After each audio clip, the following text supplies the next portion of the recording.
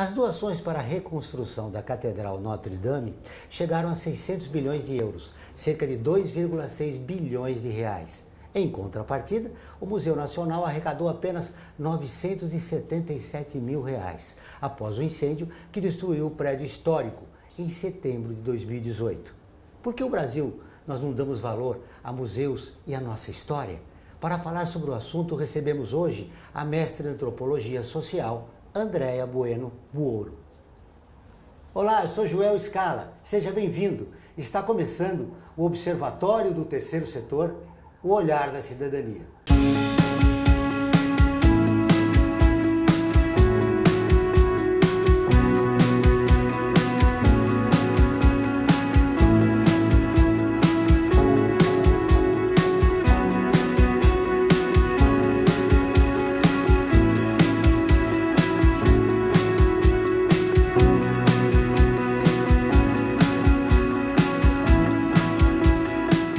Andréa Bueno Buoro é mestre em Antropologia Social pela Universidade de São Paulo e diretora executiva da organização civil sem fins lucrativos Intermuseus. Tudo bem, Andréa? Seja bem-vindo ao Observatório do Terceiro Setor. Por que os ricos, ou melhor, o que explica o comportamento dos ricos em relação a essas doações para o nosso Museu Nacional? É um contexto, né? Um contexto de sociedades muito diferentes, né? Eu não diria que são só os ricos, eu diria que doações de pessoa física também teriam a mesma, ou tiveram, talvez a mesma diferença de envolvimento de pessoas físicas também, não só assim, físicas de forma geral, não só as grandes fortunas do país.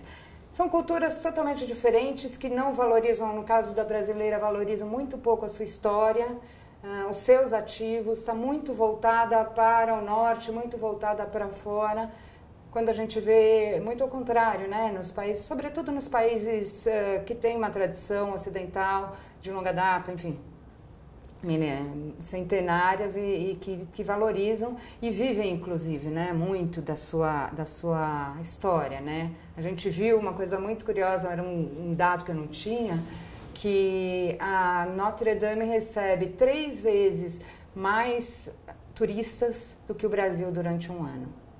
Isso é incrível, né? Só isso já demonstra o quanto se investe num país, na sua história, na sua cultura, enfim. Isso contribui muito para que a autoestima do brasileiro ainda abaixe mais, né? Por que essa desconfiança dos que têm dinheiro no país e investir aqui? Tem muita questão de uma sociedade onde o espaço público, a organização geral do Estado é bastante flexível, né? Os valores são flexíveis, funcionam muito conforme o contexto. Então, de fato, assim, como um investidor mesmo, isso há uma crítica total, né? Uma questão da elite, de fato, precisa investir em termos de investir de esperança e de apostar no país. Todo mundo precisa, né? Toda a classe média também, todo mundo precisa, e a elite tem um papel fundamental aí, que acaba, óbvio, né? Com seu poder econômico, tem um papel e um poder muito grande de transformar isso, mas acaba entrando num círculo vicioso muito grande, entendeu? Das institucionalidades serem frágeis e você confiar também pouco aonde vai o seu recurso. Agora, você é parte do problema, não, você está implicado, tem que pensar que você está implicado, todos nós estamos implicados no que é o Brasil, não fora e olhando ele de fora. A origem dessa desconfiança está entre não compreender o que é público e privado? Também. Isso historicamente, enfim, tem vários estudiosos, né, desde Raízes do Brasil, ou muito antes, enfim, vários estudiosos que dizem da formação do Brasil e que na formação do Brasil essa questão do espaço público, ela não se institucionalizou, ela não se configurou como uma coisa de fato que desenhe e que dê uma orientação para a sociedade. Ou seja, então tem uma mistura, entre público e privado muito grande. Quando você tem isso, a institucionalidade é frágil e aí, enfim, o investimento Defende-se muito nisso. aqui a propriedade privada, né? O que é espaço público não é de ninguém. E aí está a origem do problema, né? Exato, porque o público depende de um investimento pessoal em acreditar naquilo, em acreditar na sociedade. Isso é frágil, é muito flexível no Brasil, então é muito cada um cuida do seu cantinho, do seu grupinho mesmo, do seu entorno, dos seus, e não da sociedade, né? O que é necessário para mudar essa realidade? Bom, é bastante difícil, né? Mas é necessário as pessoas começarem a adquirir consciência disso. Consciência de que elas têm uma implicação nesse país. Esse país, ele é o que é por conta de cada um de nós. Quem faz o país somos nós e nós temos responsabilidade sobre isso, né? Toda essa questão de corrupção, por exemplo, é quando você vê também muito expresso isso, é como se fosse uma coisa externa a qualquer um de nós, quando na verdade é sistêmica, mas é sistêmica porque ela é retroalimentada o tempo todo também por cada um dos cidadãos brasileiros, né? Você citou a corrupção, ela é um fator importante nessa crise que nós vivemos, né? Sim. Um país totalmente polarizado. Isso também contribui, né, para a desconfiança. Totalmente. Totalmente. Contribui, mas é exatamente o momento onde a gente poderia ou deveria estar pensando em como refazer um pacto social, refazer as crenças nas instituições e trabalhar por um bem comum de fato. E não colocar a culpa no outro ou numa outra parte que não você e se desincumbir das suas responsabilidades. Então, a situação de polarização é muito ruim, né? Ela ajuda a colocar no outro a culpa e os problemas e não assumir todo mundo um pouco da sua parte, né? Nós temos um problema crônico aqui no nosso país, que é histórico, né? De um descaso em relação aos nossos museus. Isso explica porque o brasileiro não visita muitos museus? Tem vários movimentos aí. Não visita porque os museus são bastante elitizados, isso não é só no Brasil, isso são equipamentos mesmo que tem, é uma cultura de elite, mas ela é muito mais absorvida pelas populações em outros países. Você tem uma educação ainda muito aquém do que deveria ser no Brasil, obviamente, e aí você também não tem um repertório que coloque as pessoas, os jovens, as famílias, enfim, a sociedade à vontade dentro de instituições como os museus. Os museus, por seu lado, também têm que ser organizações, equipamentos, instituições que estejam mais abertas justamente à comunidade, à sociedade, a apresentar e a quebrar essas barreiras. É bastante por aí que também o Intermuseus foi constituído. Para quebrar essa barreira é necessário políticas públicas e o governo deveria dar o pontapé inicial. O governo deveria dar o pontapé inicial, mas o governo também, por sua vez, é a expressão do que é a sociedade, né? É uma sociedade que vê a cultura apartada, né, do desenvolvimento social, apartada das políticas públicas, como uma questão à parte mesmo, como uma cerejinha no bolo. Depois que a gente resolver o problema de saúde, de educação, de habitação, aí a gente vai resolver, enfim, aí você tem o luxo de ter cultura, né? E cultura como política pública não é isso, né? Na verdade, ela é um amálgama, ela promove, ela catalisa todo o desenvolvimento que tem. Ela é um quarto eixo aí para um desenvolvimento sustentável, além da economia, da sociedade e do meio ambiente. Cultura tem que ser integrada e não pensada à parte. Muito bem. Todas as terças e quintas-feiras, ao vivo, às 14 horas, tem um programa de rádio Observatório do Terceiro Setor, onde recebemos especialistas que, junto com os ouvintes, debatem os principais temas da atualidade e do terceiro setor. Você pode ouvir pela Rádio Trianon AM 740 ou em qualquer lugar do mundo, pela internet, do seu celular, computador ou tablet, pelo link que aparece na sua tela. Voltamos depois do intervalo. Aguardem. A FIA é muito mais que uma escola de negócios. É graduação, pós-graduação, MBA, mestrado e consultoria para empresas. Isso faz diferença. Conheça a FIA. Olá, eu sou Laura Gelbert, da ONU News. Notícias das Nações Unidas e do mundo você acompanha na página e nos programas do Observatório do Terceiro Setor, parceiro da ONU News. E para acompanhar diretamente a ONU News em português, acesse nossa página e redes sociais. Até lá!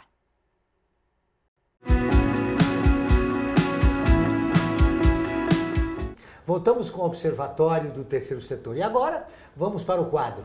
Você conhece? Ele lutou por uma educação pública e de qualidade no Brasil, mas pagou com a vida por isso. Anísio Teixeira. Você conhece? Anísio Spínola Teixeira nasceu em Caetité em 12 de julho de 1900 e foi um jurista, intelectual, educador e escritor brasileiro. Personagem central na história da educação no Brasil nas décadas de 1920 e 1930. Foi um dos principais no Manifesto dos Pioneiros da Educação Nova em defesa do ensino público gratuito, laico e obrigatório, divulgado em 1932. Fundou a Universidade do Distrito Federal em 1935, depois transformada em Faculdade Nacional de Filosofia da Universidade do Brasil. Em 1924, a convite do governador Góes Calmon, assumiu o cargo de inspetor-geral do ensino, cargo equivalente hoje ao do secretário de Educação, iniciando sua carreira de pedagogo e administrador público. A fim de melhor desempenhar essa função, viajou em 1925 para a Europa, onde observou o sistema educacional de diversos países, implementando em seguida várias reformas no ensino do Estado. Teixeira conseguiu ampliar o sistema educacional, privilegiando a formação de professores em sua terra natal, Caetité. Reinaugurou a escola normal, que havia sido fechada por Severino Vieira em 1901. Em 1932, participou do Manifesto dos Pioneiros da Educação Nova, tendo publicado nesse período 2 obras sobre educação que, junto às suas realizações, deram-lhe projeção nacional. Em 1935, criou a Universidade do Distrito Federal no Rio de Janeiro. Nesse mesmo ano, perseguido pelo governo Getúlio Vargas, Anísio Teixeira mudou-se para sua cidade natal, na Bahia, onde viveu até 1945. Anísio Teixeira assumiu o cargo de conselheiro-geral da Unesco em 1946. No ano seguinte, foi convidado novamente a assumir o cargo de secretário de Educação da Bahia, onde foi muito bem sucedido como administrador público. Criou a Escola Parque, em Salvador, que se tornou um centro pioneiro da educação integral. Em fins de 1950, Anísio Teixeira participou dos debates para a implementação da Lei Nacional de Diretrizes e Bases, sempre com árduo defensor da educação pública. Ao lado de Darcy Ribeiro, Anísio Teixeira foi um dos fundadores da Universidade de Brasília, do qual tornou-se reitor em 1963. Anísio Teixeira morreu em 11 de março de 1971 no Rio de Janeiro em circunstâncias consideradas misteriosas.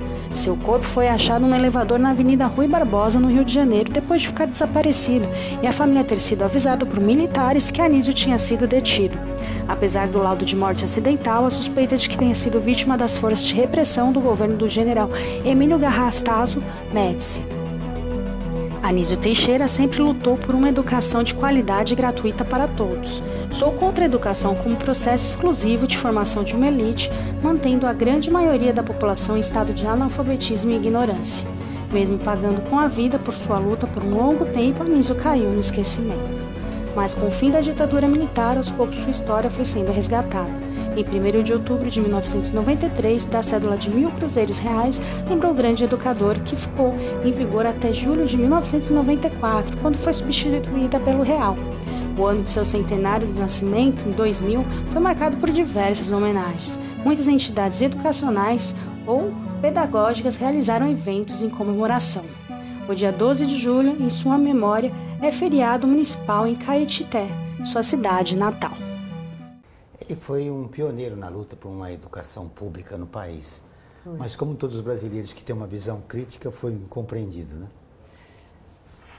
Foi incompreendido. Na verdade, ele tinha uma visão muito mais ampla, mais republicana do que a sociedade brasileira tem, né? Assim como Darcy Ribeiro, assim como Paulo Freire, né? São grandes figuras que atuaram na área de educação e que tiveram grandes visões e que não, de fato, não tiveram o destaque merecido.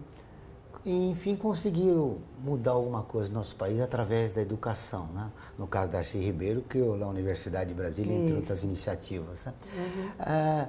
Como nós podemos mudar através da educação o comportamento do brasileiro para que ele comece a se aproximar, né, dos museus? Que o museu não seja, seja igual, por exemplo, um estádio de futebol para o brasileiro comum, né? Então, na verdade, vou puxar um pouco a sardinha para o nosso lado, mas, na verdade, não é nem isso. É uma crença de que é mais que uma crença. Realmente é uma causa e a gente sabe que educação sem cultura não existe. Né? Cultura está presente, povo sem cultura não existe, não é povo. Né? Cultura é a expressão, é o jeito de ser, o modo de ser. E se isso não é valorizado, o povo não é valorizado, não se autovaloriza, né? A autoestima é baixa, enfim, você começa a ter uma disfunção social. Né? No caso de educação, a cultura tem que estar muito presente, né? Em qualquer projeto educacional, ele tem que estar muito adaptado, muito integrado a um contexto cultural do local, do grupo ao qual ele está atendendo.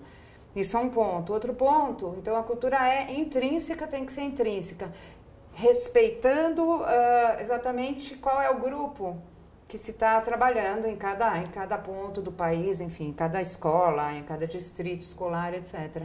Mas, além disso, você tem que usar a cultura também como aproveitar dela como as múltiplas linguagens que a cultura traz, e não é apenas o letramento, mas é um letramento nas linguagens visuais, nas linguagens digitais, enfim, uma série de outras linguagens que são trazidas, né, que a cultura acaba trazendo à tona também, e tem muito repertório construído a partir disso. Se você não constrói repertório desde pequeno, se as crianças não são também ensinadas a conhecer, a ter curiosidade por outras visões e por outras expressões, é difícil que você espere que depois ela vá buscar isso, né, no dia a dia dela, no seu fim de semana, como diversão, como, enfim, uma forma de se divertir ou uma forma mesmo de passear.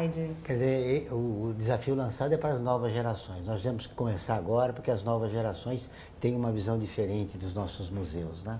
Comecem a frequentá-los com mais frequência. Exato. Na Intermuseus, vocês têm, para vencer esse desafio, vocês desenvolvem projetos interessantes.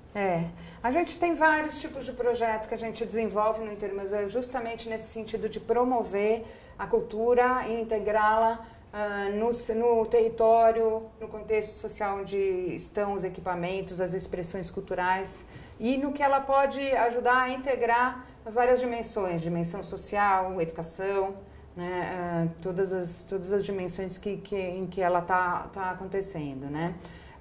No caso do Intermuseus, a gente tem vários projetos onde a gente tenta trabalha para conectar equipamentos culturais aos territórios onde eles estão inseridos ou a causas que eles estão lidando, ou também a gente lida com temas a partir de uma expressão cultural ou a partir de uma instalação, alguma coisa assim, artística, ele possa trazer à tona um tema que é transversal. É o caso do Museu da Empatia, que a gente trouxe para o Brasil em 2017, né, que é justamente uma instalação interativa, era uma grande caixa de sapato e que promovia a situação, uma vivência das pessoas, do público, com uma situação de empatia, de escutar uma história de uma outra pessoa por 10 minutos. E foi uma coisa fantástica. Então, é uma forma de usar uma linguagem, que é uma linguagem artística, para você promover um comportamento, promover uma possibilidade das pessoas escutarem o outro, de você quebrar barreiras sociais, ampliar o conhecimento, a diversidade cultural que a gente tem. É uma iniciativa interessante, mas como citando você, tem que sair da barreira da desigualdade que existe no nosso país. Já curtiu nossa página no Facebook? Não. Ela é visualizada por mais de 700 mil pessoas toda semana. Ela está sempre atualizada com notícias do terceiro setor, do Brasil e do mundo. Faça com mais de 370 mil pessoas e curte a nossa página. Vamos para um rápido intervalo, mas antes você vai conhecer um dos artigos da Declaração Universal dos Direitos Humanos, que faz parte da campanha do Observatório do Terceiro Setor. Direitos humanos são direitos de todos.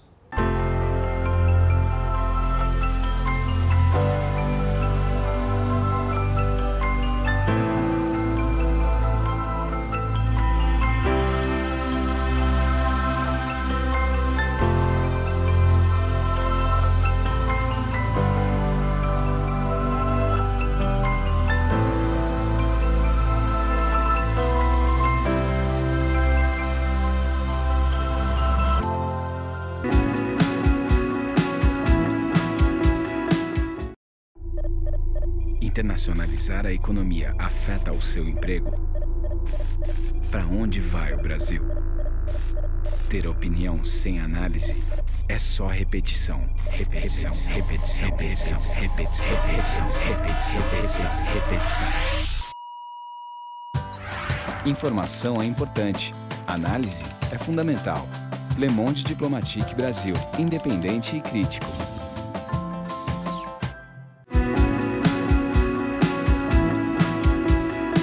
Estamos de volta com o programa Observatório do Terceiro Setor, o Olhar da Cidadania. Não esqueça, todas as quartas-feiras às 17 horas tem o programa Olhar da Cidadania na Rádio USP, com temas da atualidade e dos direitos humanos. Anote, todas as quartas-feiras às 17 horas na Rádio USP, em São Paulo, 93,7 FM, em Ribeirão Preto, 107,9 FM. Muito bem, Andréia. Você tem um trabalho interessante a respeito dos direitos humanos. Como você colocaria o nosso país, depois dos seus estudos, né, a respeito dos direitos humanos? É um tema bastante difícil, né, no nosso país. A primeira coisa que vem quando você fala direitos humanos é aquela velha frase, né, direitos humanos é igual direitos de bandidos, como se quem defende direitos humanos estivesse defendendo o direito das pessoas que cometeram algum tipo de crime. Há uma incompreensão de que isso é um valor universal e que ele vale para todas as pessoas e em qualquer situação. E que você tem justamente um Estado de direito que é para organizar isso numa sociedade. Você joga para o Estado o poder de julgar. Então, qualquer pessoa, em qualquer situação, tem o direito de ser julgado e de ser sentenciado conforme qualquer crime que tenha cometido. Isso não lhe tira nenhuma parte da sua humanidade. Se a gente não garante o direito para todos, a gente não está garantindo para ninguém. Essa incompreensão em relação aos direitos humanos é própria do nosso país ou existem outros países da América do Sul que também não têm uma cultura de direitos humanos? Olha, eu acho que é bastante forte no Brasil. Eu não sei dizer sobre... Direitos humanos é um tema, sim, enfim, tem questões com direitos humanos em todo o mundo o tempo todo, quer dizer, as organizações da ONU estão aí justamente para, nos vários países, estarem observando e tentando garantir isso.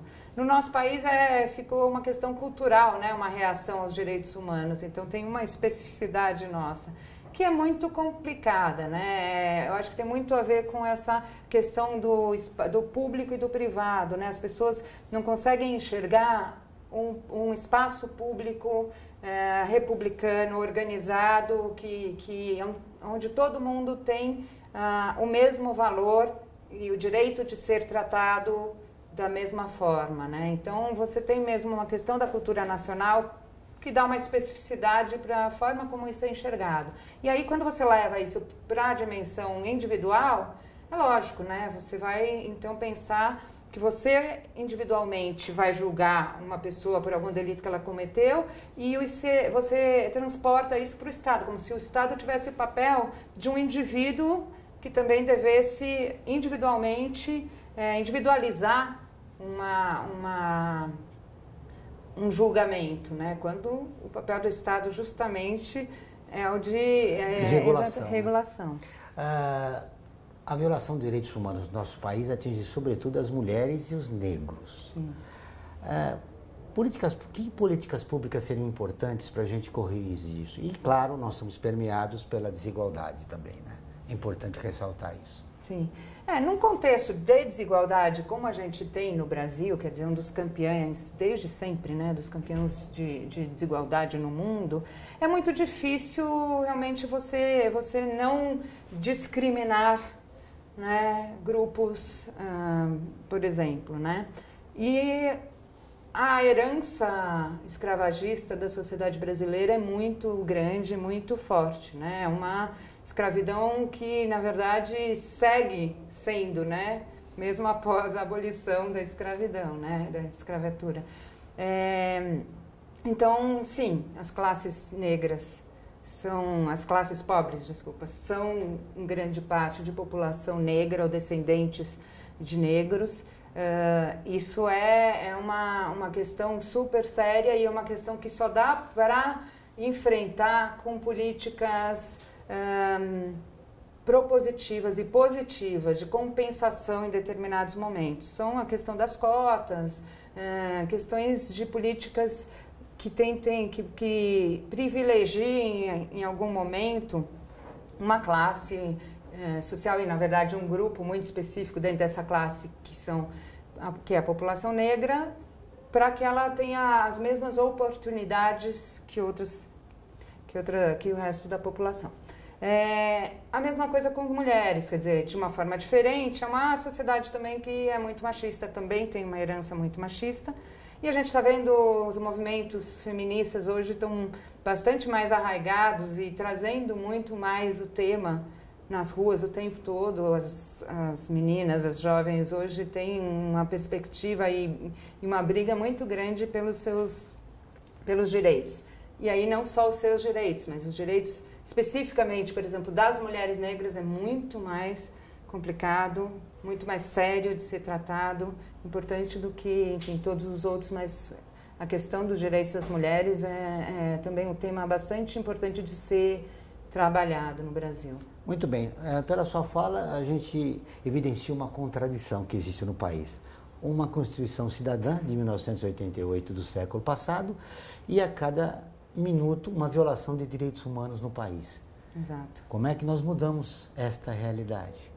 Então, no contexto atual, inclusive, também bastante difícil e faz com que a gente tenha que ainda ser mais forte para brigar por isso. A gente teve, de fato, a nossa Constituição, ela tem muitas contradições, mas ela é, sim, chamada de Constituição Cidadã porque ela trouxe muitos elementos que nos ajudam a brigar por condições mais equânimes e maior justiça social na sociedade. Implementar o fato de você ter uma Constituição cidadã não significa que você tem uma sociedade que a reflita. Ela foi uma Constituição realmente criada num momento bastante favorável pós-ditadura, mas ela não necessariamente expressa o que é a sociedade em termos do seu conservadorismo, em termos do seu machismo, em termos da sua desigualdade e da manutenção dessas desigualdades. Então, ela serve, sim, como uma carta que pode nos ajudar e ajuda as lutas das organizações da sociedade civil, bastante, que é continuada. Porque, enfim, os problemas são imensos, continuam uma luta, né, bastante grande que tem que se ter. André, estamos quase no final do programa. Eu gostaria de saber, entre museus, funciona com doações da Lei Rouanet, também com doações. Como vocês conseguem desenvolver os projetos com a dificuldade que nós temos nesse momento do país? Então, bom, a gente tem as dificuldades duplamente difíceis, né?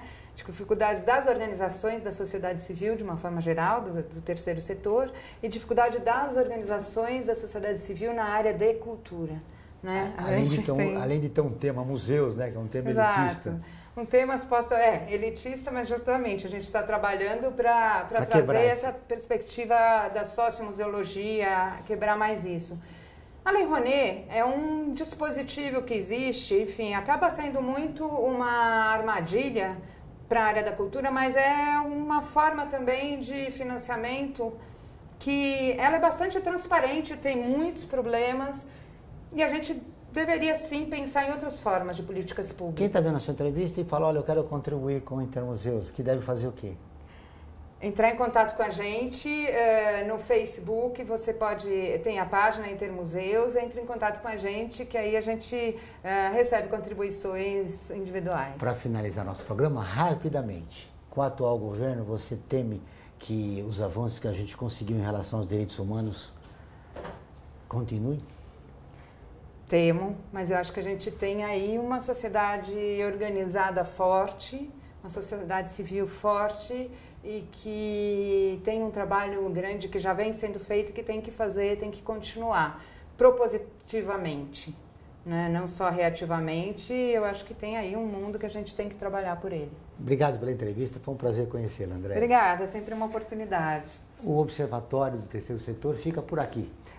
Este e todos os nossos programas de TV e rádio estão no nosso portal, acessado por mais de 200 mil pessoas de 173 países todos os meses. Acesse você também, observatório3setor.org.br. Contamos com você sempre na luta por uma sociedade mais justa, solidária e tolerante.